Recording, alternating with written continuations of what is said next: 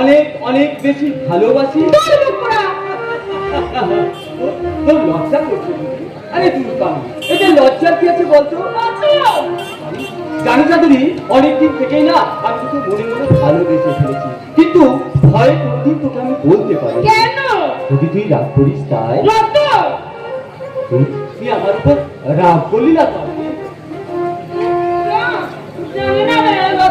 আমি জানি না, আমি কিছু বলতে পারবো না। তাহলে তাহলে আরো একবার বল। ভালোবাসি বল না আদুরি, আরো একবার বল আমাকে। তোর জ্ঞান গম্ভীর কিছুই হলো না দেখছি। তুই যেখানে সেখানে যখন তখন খালি যা আসা কথা বলিস। দেখ এখন আমি কিছু বলতে পারবো না, আমি এখন যাই রে, আমি এখন জানি না। আমার কথা শুনে লজ্জায় রাগা হয়ে আদুরি ছুটে পারে। এই যাক যাক বাবা যাক, এতদিন পর তো আমি তাকে বলতে পেরেছি যে তাকে আমি সত্যি ভালোবাসি। যে সারা এই জাত পদের নিয়ে কথা বলবে তারা ওই মাথায় এক ছাপ করে। কার কথা বলছো দিবাকরটা? কি কথা শুনবো? আমার মনে হয় একই তার সঙ্গে যেখান থেকে প্রেম কথা করে বেড়াচ্ছে, এটা অনেক কার কি আসা যায়? এই জাত পদের কথা বলে ওরা আমাদের মধ্যে লড়াই বানাতে যাচ্ছে।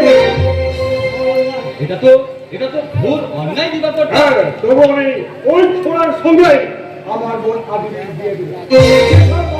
আসবে তার ভাবনাটাই আমি লাঠি দিয়ে দিবাকরটা। আরে রতন, আমরা হিন্দু মুসলমান ঠিক ঘটে ভোপাল নবী সবাই যদি একসঙ্গে সকলকে ভাই বলে তাহলে চাপ করে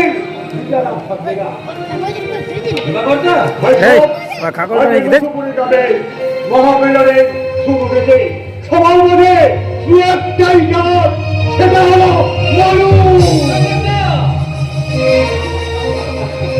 দিবাকরটা আমার সঙ্গে আদুরির বিয়ে দিতে রাজি।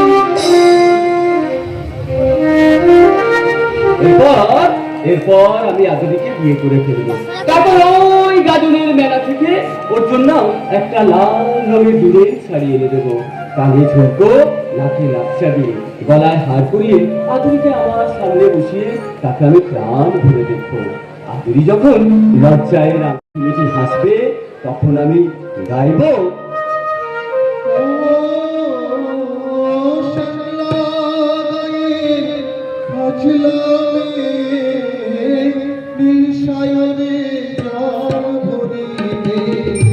সাথে